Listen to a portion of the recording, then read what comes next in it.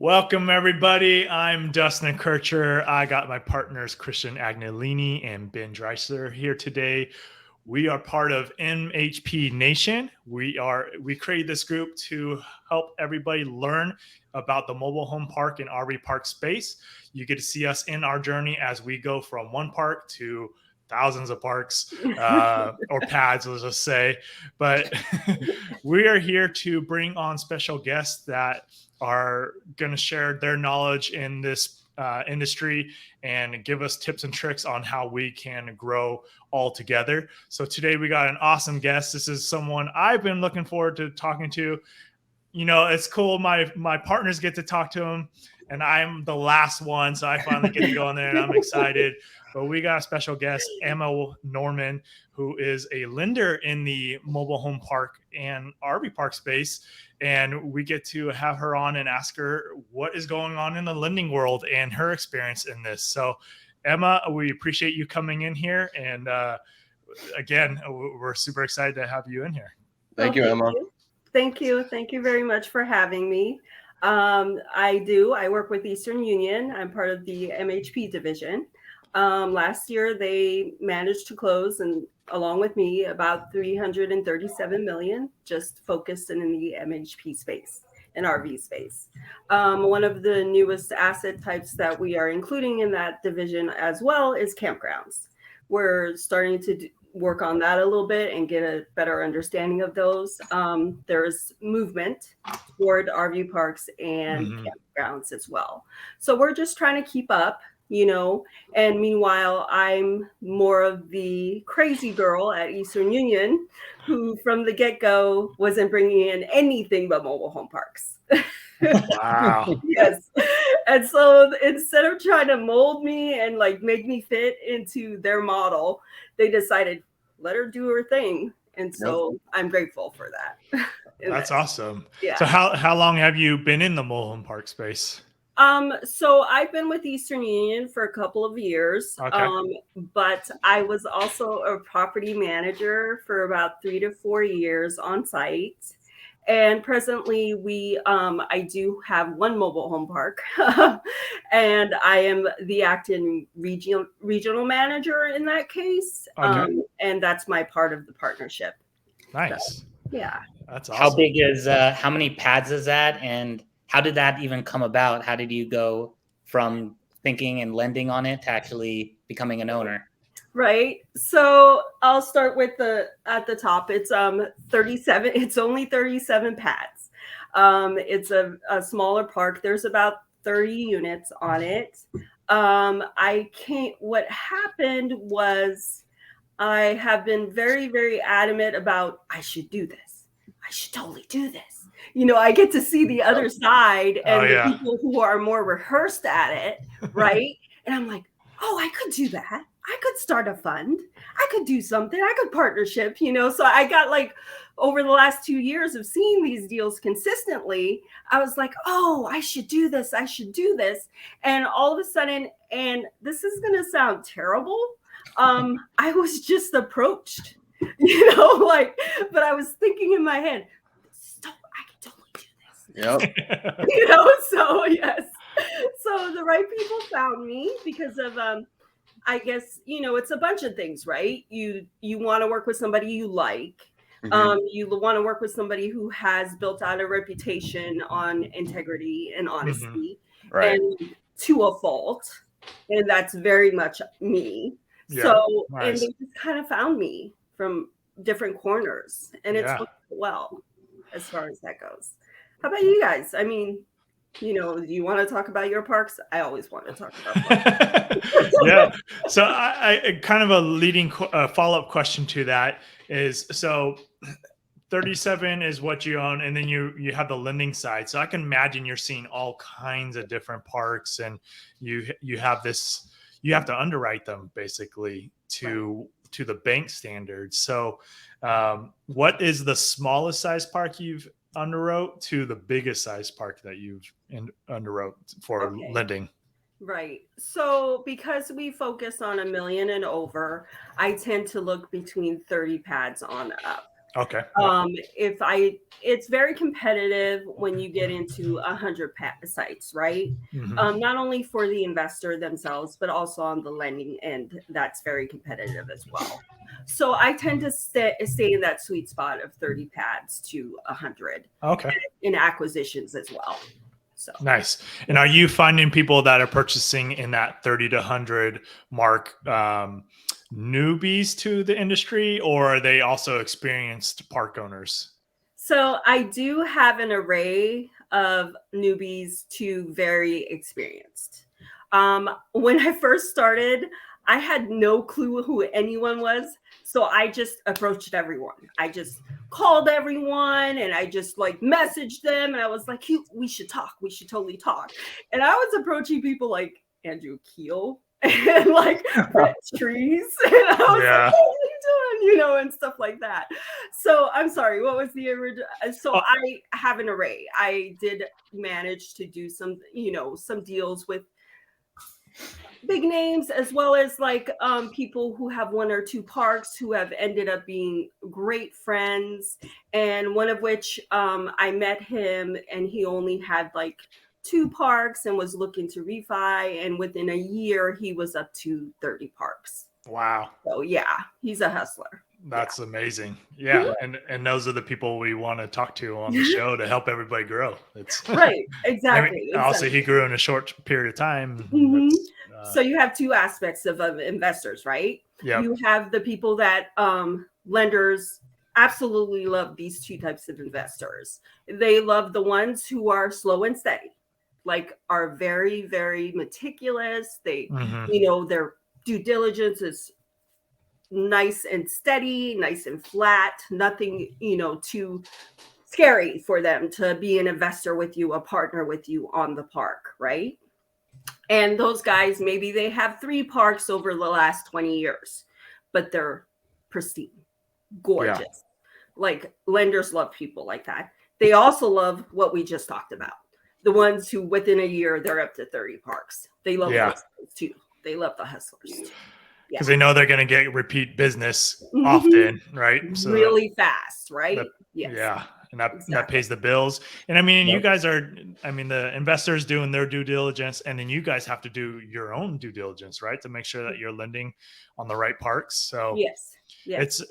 that's the one thing I do like about bringing in, because we come from a background of creative financing. But I also like the aspect of using traditional financing because you got multiple sets of eyes on this deal that you're going to get into. And so that's what makes it nice. Like someone's working with you. That's another check and balance basically. Exactly. And I'm exactly that. I'm like the steady girl that you come to after everything's been stabilized. I'm like, you want to work with community banks, credit unions, Fannie and Freddie, I'm your girl. Nice. If you're looking for the other end, I'm not necessarily the person you come to, but when you're ready for that permanent debt that actually makes sense and will, take care of your wealth equation, that's me. So, nice. Okay. Yeah. Very cool. Yeah. You were talking about underwriting? Oh, I'm sorry. Go ahead. No, I was just saying, I know you were talking about when the park is stabilized. Are you also helping people for new acquisitions as well? If it's a value add type of property that they're looking at? Oh, yes. Every day, all day long. We really like, if you're going to be in a value add situation, your lenders who are most likely to give you the best deals in terms of rates and terms and everything else, they are looking for you to be rehearsed in it. Okay. So let's say you only have, and when I say only, I say this very lightly because, like I said, I have 1 park, and you got to watch out. It might kill you off. Okay. let's say you have 3 parks, and 2 of those parks you definitely did a value add. To put yourself in the best position with your future lender, I highly recommend you make those your case studies along with your investor pack. Okay. Got it. So if you're looking for that value add money with the interest only and so on and so forth, you make your past case studies. Okay. Now there's certain people that already have the reputation and they already know who's coming in. But like, when you're first starting out and you definitely already want to make that name, you have that name when you've already done it. Just remember and just put it in front of their face. Nice. Very pretty, very nicely. Okay.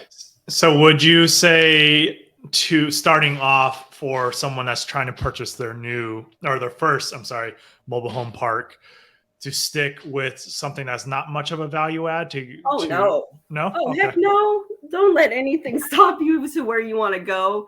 So my recommendation is definitely to find a partner. The partner I just told you about. Yep. They're everywhere. They're looking to not be as hands-on. They have what you need, and you have what they need. They want more cash flow in their lives. If you can give that to them, please approach them. They're looking for you. Got it. So they're acting kind of like a sponsor to the loan. Got it. Exactly. Especially if you can get one that is willing to take 20% ownership of the deal and willing to sign with you and has that background. Please don't think of it as, oh, you're the one who's looking for that partner. Like I said before, they're looking for you too. Yeah. Nice. Yes. Okay. Yeah, I'm sorry. I feel like I'm hogging the questions here. Yeah, you're good. Keep it rolling. These are great questions. I'm so fascinated by this side. So another question back to the lending side. Yes. And I think a lot of people will get value of this because, like us, we're coming from the single family side. We've had 20 years in this business, and so someone coming from the single family side, if you own rentals, does that help at all with the qualifying to get a loan on a mobile home park or an RV park? I hate to say this to you. No. Really hate it. Yes, I really hate it so much because I understand how much that took, right? Yeah. Everything you did to get where you are. The fact is MHP is so hairy. And lenders have no idea what they're looking at. So they're already scared when they're looking at it, and they're looking for their outs wherever they can go, So, so I'm going to leave it at that. Not like a drop dead no or anything, but it's not the most appetizing thing for a lender. Yeah. Two different beasts, two different, Yes. I mean, the way you value single family to commercial MHP, it's it's completely different. I get that. It's just, I wonder if there was any kind of cross because, you still have to have management skills or, I mean, you hire everything out, which that's what I do, but you still got to make sure you're buying right. So if you were able to show like a P&L and a balance sheet showing that your rentals are actually profitable, I just was curious if that actually helped with the so since I do like single family portfolios as well because they are so intertwined. I will say that there might be some differences, and please correct me if I'm wrong. One of which is the amount of teamwork it requires in MHP compared to single families, right? Absolutely. Yep. Absolutely. There's so much more teamwork and social skills that are needed to make that asset work. The other thing is the competitiveness, right?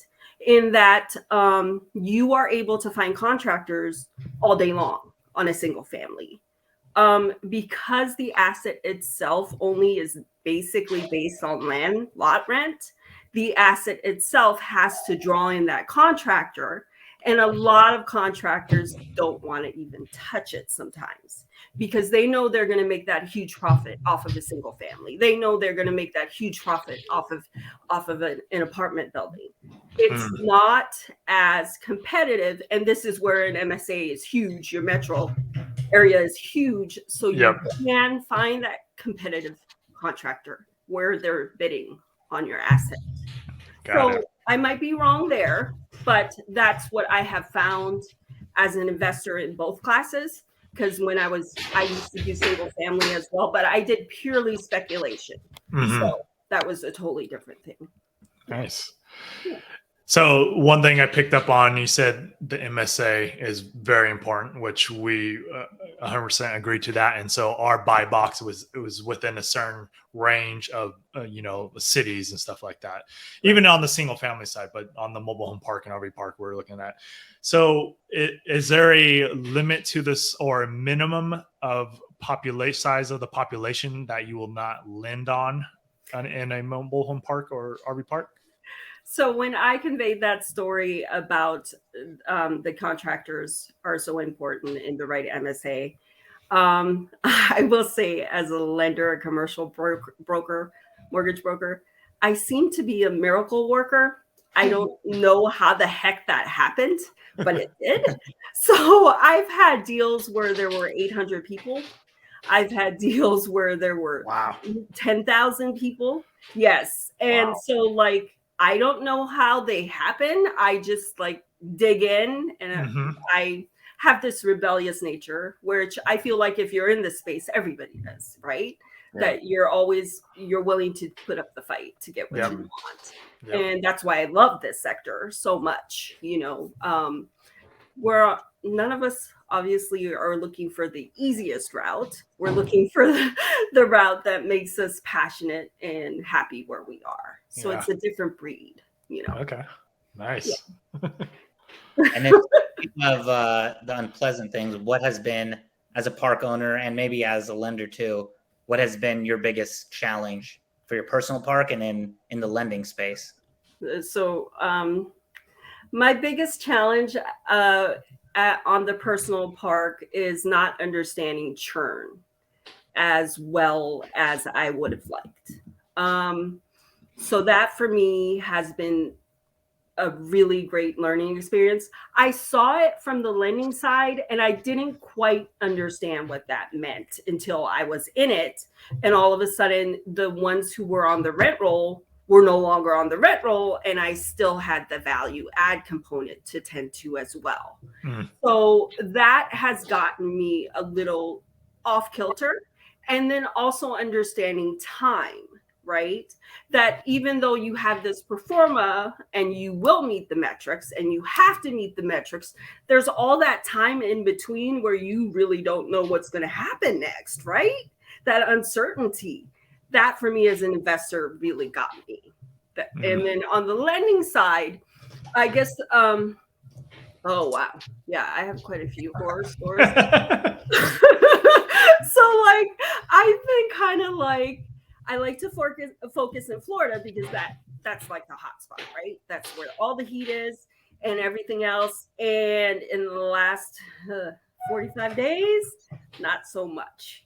Oh, yeah. Are they doing a lot of restricting on build outs, right, in Florida? Yes. There's that. There's insurance companies aren't as happy anymore. They don't want to cover any of the floodplains or anything like that, which of course I wasn't bringing in floodplains or any, but they were more willing 4 months ago than they are now. So that for me on the lending side has been pretty tough to adapt to. Yeah, I can imagine. Yeah, I was just told about that too, about the Florida stuff. Yes. About them restricting build outs and and counties trying to stop any kind of movement. So basically, if a unit was to go condemned, they're not going to allow you to put a new one on there. Right. But the market is so interesting, right? It's such an interesting beast. It understands these things. I have found that even though the heat isn't as hot as it used to be in Florida or the Southeast, now it's compensated more toward the Midwest, which kind of blew my mind. But like I was already underwriting deals there and those already made sense as well. Yeah. And so it's kind of is a movement. It's the coolest and strangest, most intuitive thing to happen. Yeah, definitely. And are those problems with the insurance killing deals for you, where everything makes sense except for the buyer can't get insurance? They won't. So some of my more practiced clientele, which they tend to be sometimes, like in the 1 to 10 park range. If they understand the game so well that if they see an insurance problem, they'll be like, but insurance, Emma. Or they'll be like, but the appraiser, Emma. Mm. And get me started on appraisers. But like, you know, so they will not even approach the situation, which of course the kind of broker I am, I'm always looking for insurance agents anyway. I try to make that connection and see if they can work it out. Yes, that's part of it, right? Anything to make that deal work. Yeah. Anything. So Nice. You're obviously an incredible go-getter, and Yeah. My God, the experience you have, it's incredible. oh, you guys are very nice. So on the lending side, I'm curious, do you guys, I mean, what kind of follow-up do you guys do with your, I mean, you got repeat clients, which says something about your service. But if say it was a brand new investor and you work with them, what's the follow-up with them to make sure like the park is doing well, or they're hitting their, their marks on the build outs and the expansion plans and stuff like that? Do you do anything of that sort as on the lending side? I think that's a great question, and I just realized that maybe I should do that more often. No, but I'm always. They know they'll like touch me on Facebook, for example, or LinkedIn, and we'll have our messaging back and forth, and I'll ask how things went on their prior deals and how their partners are doing and things of that sort. Or we'll see each other at the next conference, and I'll ask about the deals then. We'll go out to dinner, things of that sort. Yes, definitely. What would you say is like I mean, do you see a lot of defaults on the lending side, or is it pretty smooth after you guys do a thorough underwriting? So that is a great question. In that, okay, I want to work with lenders who actually know the asset class, right? And so that is always one of my first questions: is how many mobile home parks or communities do you have in your portfolio? And they range anywhere from, because I work in smaller areas, they range anywhere from like 5 to 10, 15 mobile home parks that they have in their portfolio. And I have always asked them, because, I'm looking for deals too. I'll be like, you got anything in default you need to get rid of? All the time. All the time they tell me no. They say, actually, that's a very great performing asset. That's great. That's great and to I'm hear. always like, well, you need more, right? And I'm your girl. I got great deal flow. So yeah. Nice. And so, and I'm sorry, guys, I keep hogging these questions. Dude, you're good. You're considered what's called a broker, right?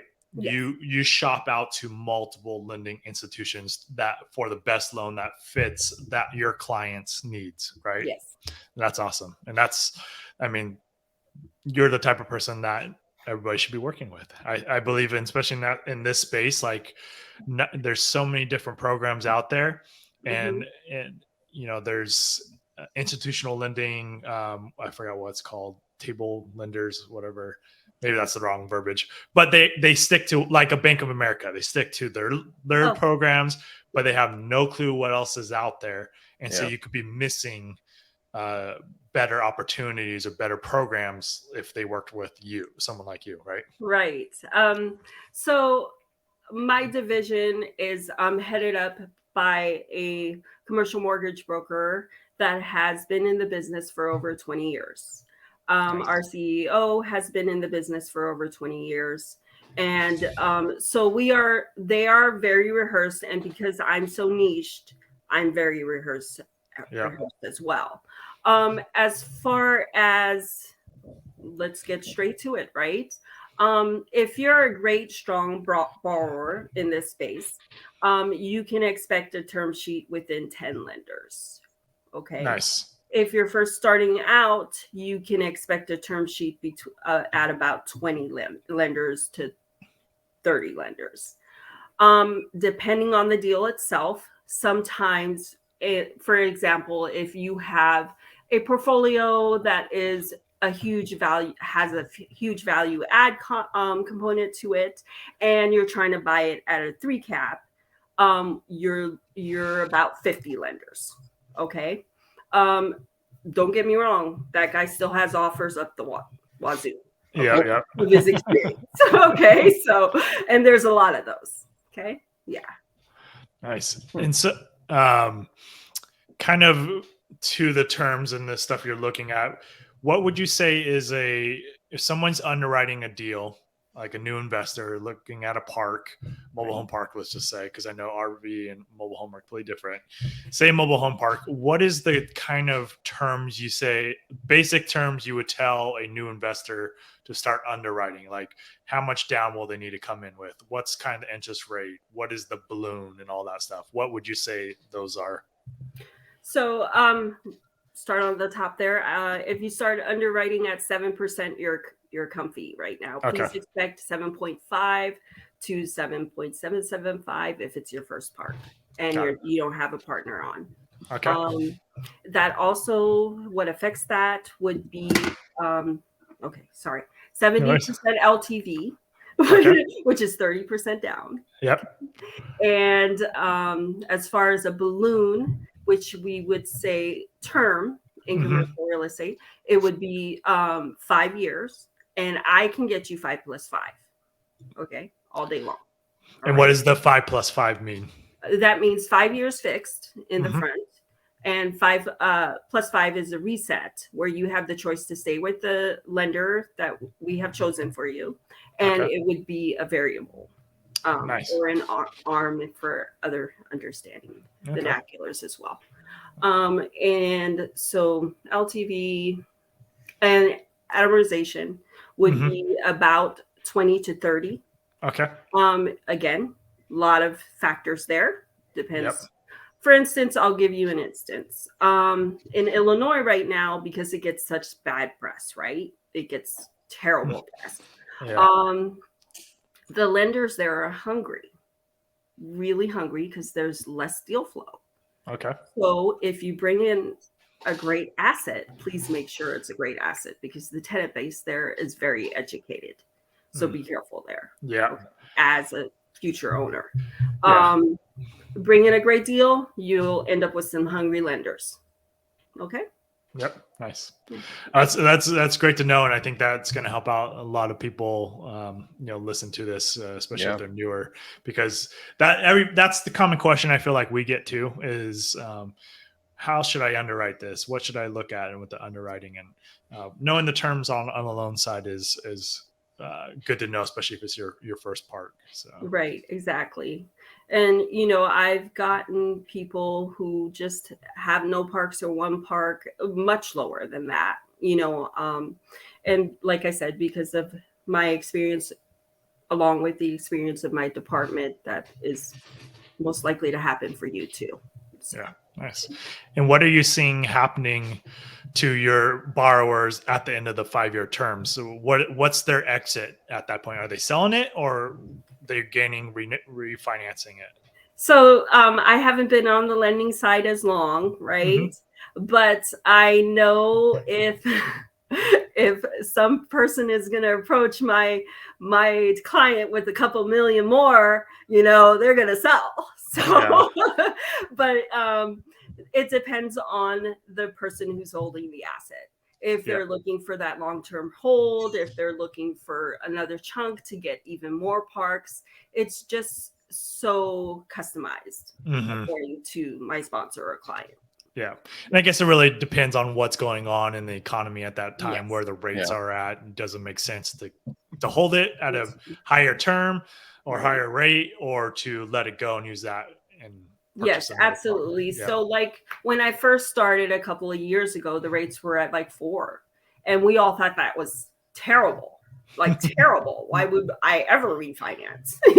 So and now we're looking, sometimes it's 7.5, sometimes it's 8, even 6. They're like 6.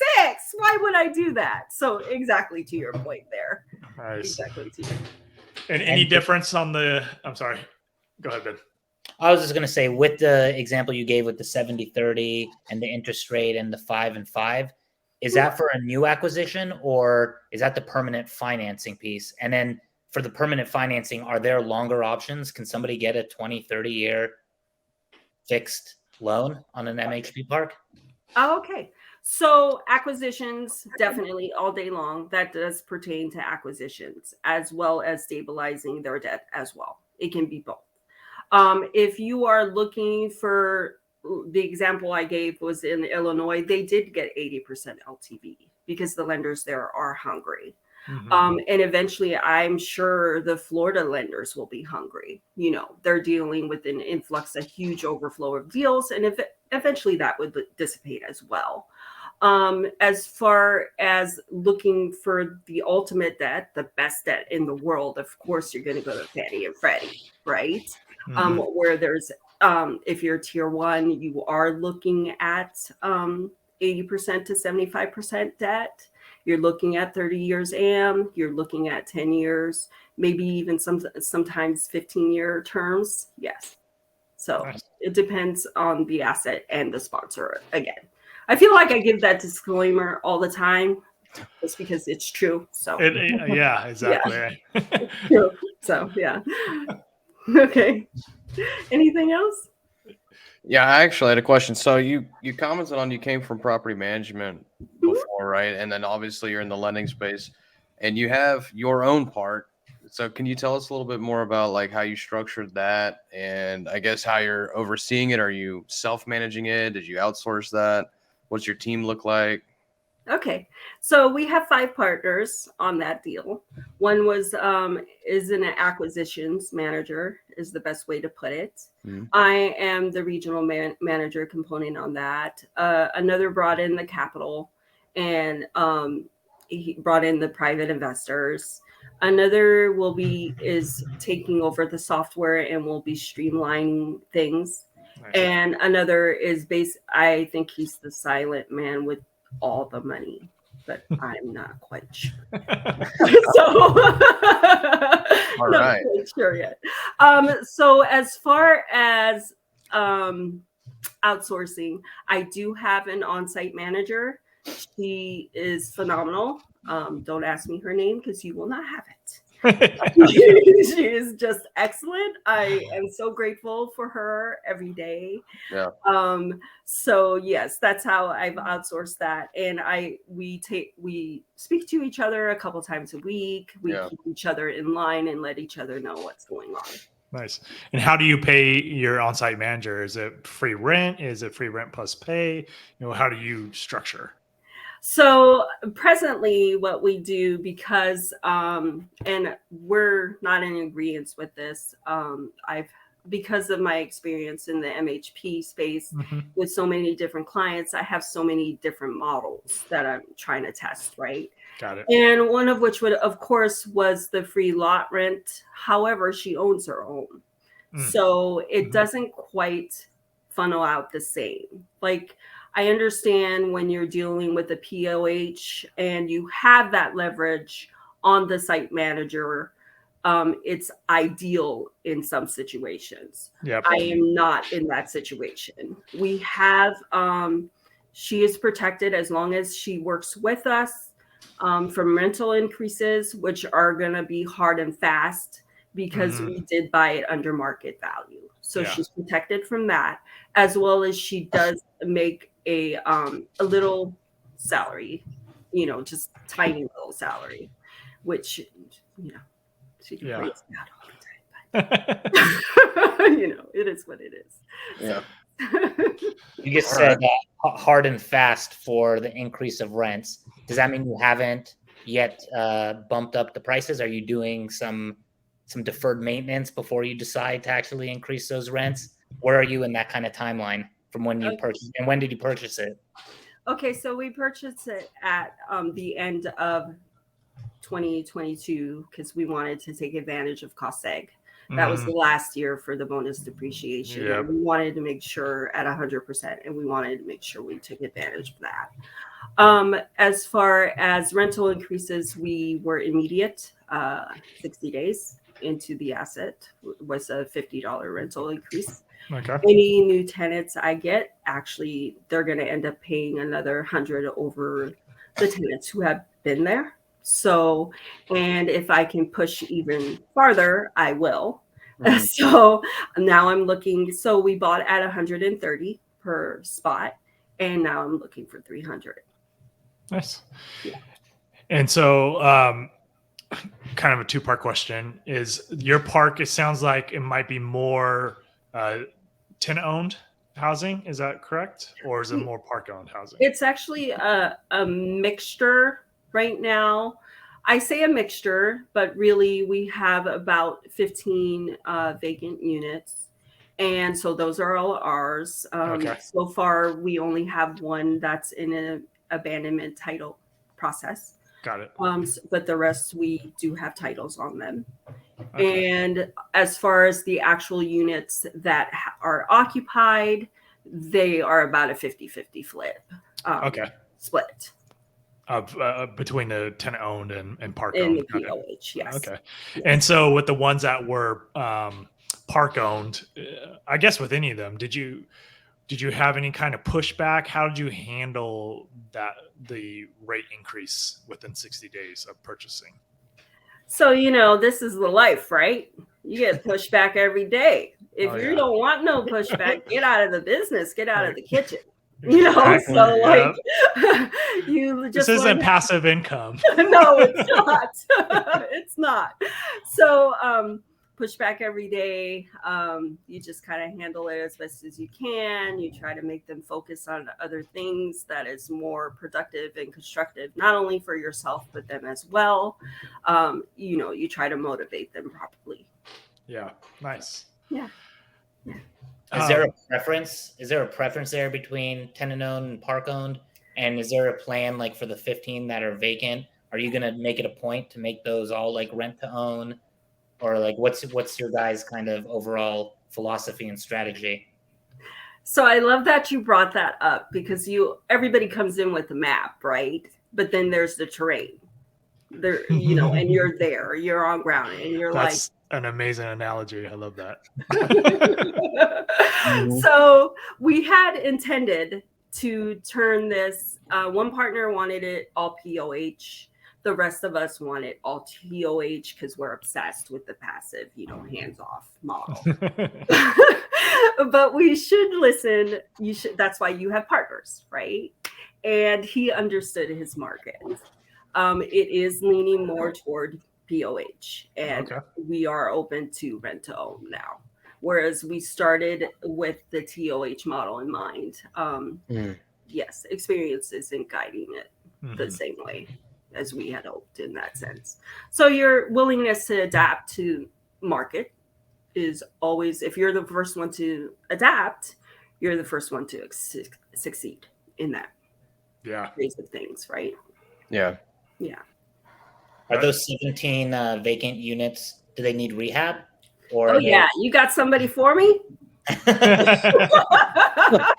Where did you buy your park at, by the way? It's in Ohio. Oh, okay. Yeah. I actually live in Ohio, and it's about 2.5 hours away from me. And we're looking in Pennsylvania as well. We actually had a park under contract, and the lending was so beautiful, but we should have known better.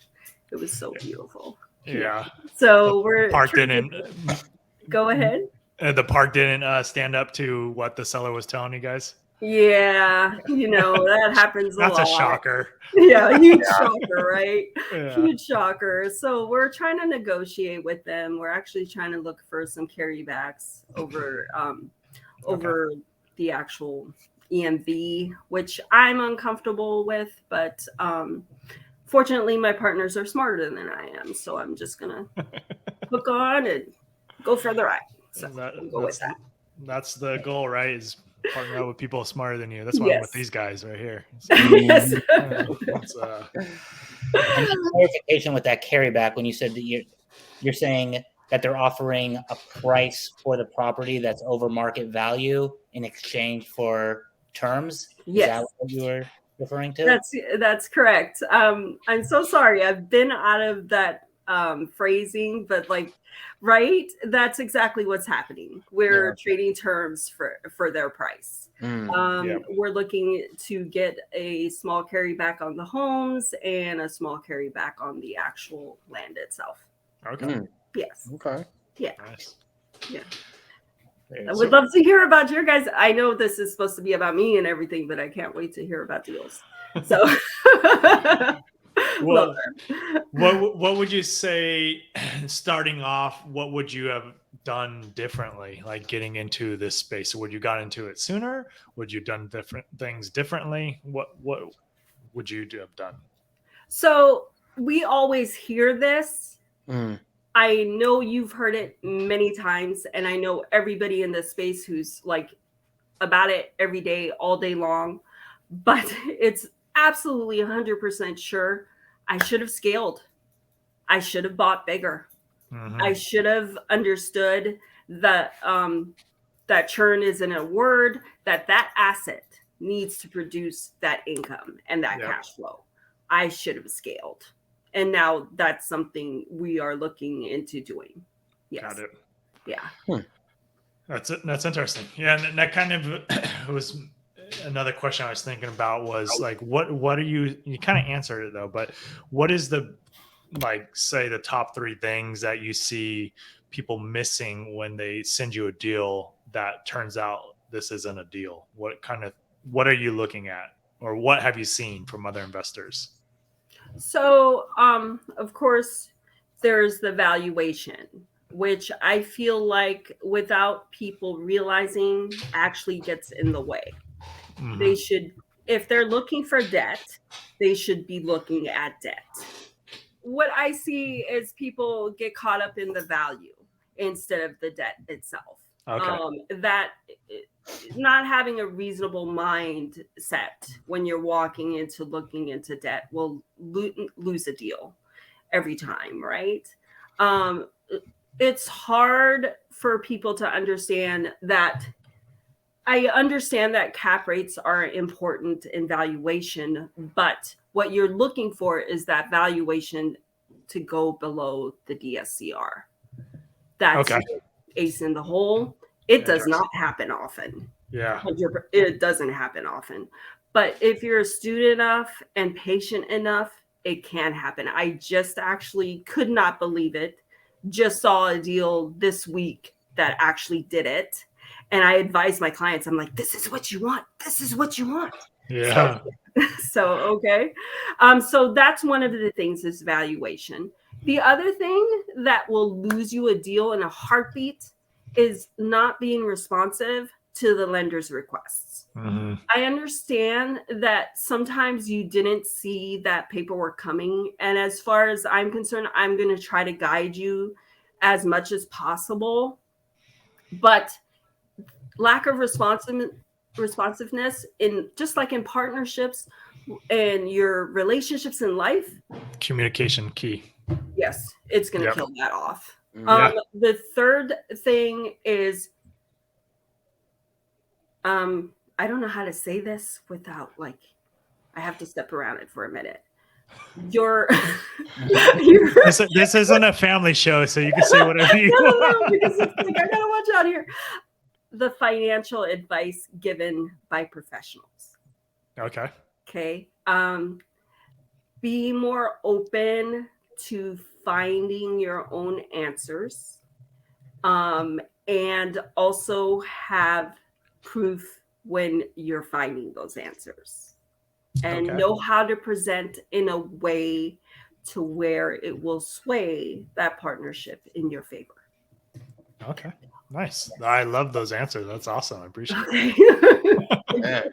Is there a myth that you want to bust? You said what a lot of the people are out there teaching. What is one that you can say that we should take with a grain of salt that's kind of taught often that you see that's kind of getting in people's way? So I don't know, again, how I find myself in this, but it happened. POH. Yeah. I know everybody teaches stay away from them, everything else. The TOH is the better model. And I understand it is. It's a great model. However, if you have strong fortitude and you're willing to make those calls, you will be able to find somebody who will view your mobile home park or community as a rental asset. Okay. Okay. They'll look at it as a true multifamily. All right. Especially if they know your asset on a daily basis. Mhm. Hint, hint. Yeah, that's definitely a school of thought I don't buy into. Nice. Hmm. That's good. That's good to know because yeah, you do hear that a lot, and we even kind of in our mindsets are like, well, let's try and stick with the tenant owned as much as possible. So when I guess going deeper into that subject, when you guys as a lender on the lending side are underwriting tenant owned to park owned parks, what is the I guess percentage that you guys are using for like expenses and stuff and overhead? Is it changing when it's a park owned to a tenant owned? I feel like you know that just fine, but Kind of, I feel but like I want to get this out. This Okay, is all created for okay. people getting into the space, right? Like us. So Okay, so yes, definitely. So I want to tell you folks who are watching, it doesn't matter what the seller is telling you their expense ratio is. The fact is the lender is going to build it in. yep. They are not going to trust that your tenant-owned asset is actually running at a 16% expense ratio. They What? won't, because the best of the best is writing it at 32 to 35 expense. Yeah. Nice. Okay. Okay.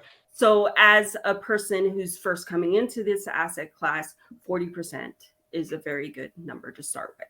On the 40 to tenant owned side? Yes, 45%. Yep.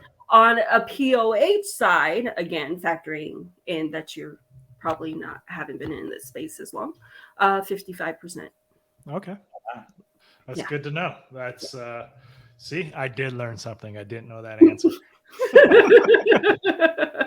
That's good to know. I mean, and that's why we put this show together is because we're learning it. We're getting into this, and anybody that is watching, is obviously interested in. These are not the stuff you can find very easily. I feel like, so I appreciate you sharing this information. Thank you. I'm glad to be here. I really am. That's So awesome. thank you. I know you asked us. So we actually currently are in escrow for one park right outside Yay. of Alabama. It's about like a half an hour outside of Alabama. Birmingham. And Yep. Birmingham, Alabama. Sorry. No.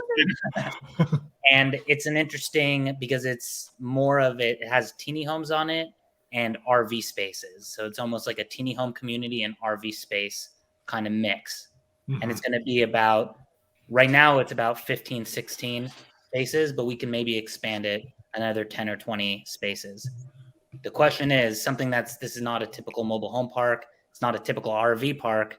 It's not a typical little community. Is this something that you would be able to lend on? Is this something that we could get permanent financing once we stabilize this asset? Okay. Absolutely. Don't let anybody tell you otherwise. Whether it be from my network or another resource, you can find the money. You will be able to find the money. As far as teeny home communities, what's the difference between tiny home and teeny home?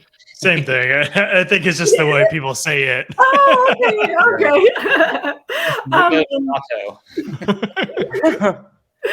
In my experience, it's very regional, right? Tiny home communities are well accepted the more west you go. The more east you go, and not so much. It's not something they quite trust. So again, if I was in your shoes, I would find a lender who knows the park on the daily. And when I say that, it's on their commute. Okay. And or the seller has operating account. Yeah. Okay. Nice. Yeah. Cool. Back to on the lending side. And before we get going, because we're approaching about almost an hour here, and I want to keep you too much longer. We appreciate your time, respect your time, because I know you, like you said, it's Monday. It's a very busy day. What is the best way to get a hold of you? Should it be the email, or is there another way to reach out to you? You are free to reach out on my email, which is enorman@easternunion.com. Is that it right there? Yep. Yes. And I am open to messaging on Facebook. I love it very much. And messaging on LinkedIn. And you are free to call me on my phone number as well. Oh, nice. What's your phone number if you want to get that up? 330-314-4878. If I don't answer, I'm most likely on a call with my partner, my park, or another client. And I will get back to you as soon as I can. That was 330-314-4878? Correct. Oh, wow. I can't believe I got that right. Nice. Nice. Very nice. Let's share that real quick. There we go. All right. So we'll leave that up there. And so back to the lending questions. Where can you lend? Are you all across the country? We're nationwide. Yes. Nationwide. Nationwide. We try to be adventurous once in a while and try for Puerto Rico and Hawaii and Alaska. However, that has not been fruitful. Yeah. Oh, really? Okay. Interesting. It's the 48 continental. Oh, nice. Yes. Very cool. Yeah. Any questions, guys, before we wrap this up? Christian, Ben? I know, because I could go for like another hour, but I'm not. Dude, yeah. You covered a lot. You covered a lot of ground here, bro. I guess the one thing I know you're also like you have your own Facebook group as well, and how you got into that and that partnership, because we see what Mitchell's doing, and it seems like he's doing amazing as well, and you as well, and like that whole community is a thriving community. So anything you can tell us about that community and how you guys grew it so effectively, how it became such a great knowledge space, and because you're an integral part, obviously, or you're every, so. Thank you. That was very, very nice to say. So Mitchell and I, about a year ago, he's the one that I just spoke about having like one park and then blew up to 30 in a year. About 2 years ago, he approached me with this amazing, phenomenal deal in New York. And we just sort of took a liking to each other. It just came natural between he and I. And so eventually we were starting some circuits. He asked me to get him on some podcasts, which I made sure he was on Ferd's podcast. And he asked me a couple of other things, which I delivered. One of which was he was like, Emma, let's do a Clubhouse series sessions. Okay. Let's open a room. Yes. And let's do it for a week. It ended up being a month. And we showed up for each other every night. Nice. So that parlayed into the Facebook group. He understood that me at Eastern, what happened was he thought he could send me referrals, right? And he realized that I had talked to everyone. Like everyone already had talked to me. Yeah. And he was like, okay, well, let's just start a Facebook group. And your connections with Eastern Union and the connections you've already made, just let's put it in there. And then I'll put in my connections. Because I'm in a totally different sphere than he is. He had that investor component. I had the lending component. It just worked out well together. I will say, out of the two of us, I know that I'm a quote go-getter. Mitchell Armstrong is straight up a hustler. Like there's nobody, there's like 1% of the population that can survive on 5 hours a day for like their whole life of sleep. He's part of that. Just so you know. Nice. And he's always working. That's awesome. Always working. So he was the one that was open to adding all of the components. I did start with, let's get mobile home, who are just doing mobile homes in there. Let's get transporters in there because that's what everybody needs. Let's get insurance guys in there and everything else. And he and I, basically what we did is we spammed everyone for like 2 days straight. Oh yeah. Right. And he still to this day is spamming. That's awesome. So that's what that's about. Nice. And what is the name of the Facebook group? I'm gonna put that in here. The Mobile Home Park Investor Network. Mobile. Okay. Thank you for everybody watching. It's a great community, and it's very no, it's awesome. Deals are floating through, and questions are being answered. So you do a great job, not only keeping it up, but also moderating it. And it just is a great community that you guys have built. Thank you. Thank you very much for that. Is that it right there? The Mobile Home Park Investor Network. Yeah. Awesome. And I haven't gone over that. Like, one of the best connections I tend to make is wholesalers. Yes, they always have deals. And it just makes sense for anyone to speak with them at any given time. And that has been one of my greatest resources. And that's why there's always deals there, along with your broker relationships. You know, be transparent, be honest, don't walk around them. Same with wholesalers, and you will always have a deal flow. Nice. Very cool. Yeah. Awesome. All right. Well, I mean, any other parting words? I mean, that was kind of like the cap right there. That was perfect. That was great. Anything else you want to share with anybody about experience or your guys' group and you and Mitchell? No, not at all. I mean, you guys can always reach us in whatever group because we're active in as many groups as we can be because it just makes sense. Yeah. And I'm always shadowing. I know it doesn't look like I'm there sometimes, but like I'm always shadowing. And so, yeah, if you just reach out anytime, I'm available. Awesome. Okay. Cool. Awesome. Yeah. Well, Emma, we really appreciate you coming on here, and thanks for letting us bombard you with the questions and things that we feel like people want to know. Like, right? So, it's, appreciate you coming in here and you giving should us meet your time. Thank you. Thank you so much. You should meet Vicky Green. I feel like you guys would get along. Just saying. She puts you under the lights and you better know your stuff. So you were like 50% of her. So you would like, she used to tour with Robert Kiyosaki and everything. Oh, really? Nice. She's pretty, you should meet her. If you want that connection, just let me know. That's what keeps me in business too, is the connections, like everybody else, right?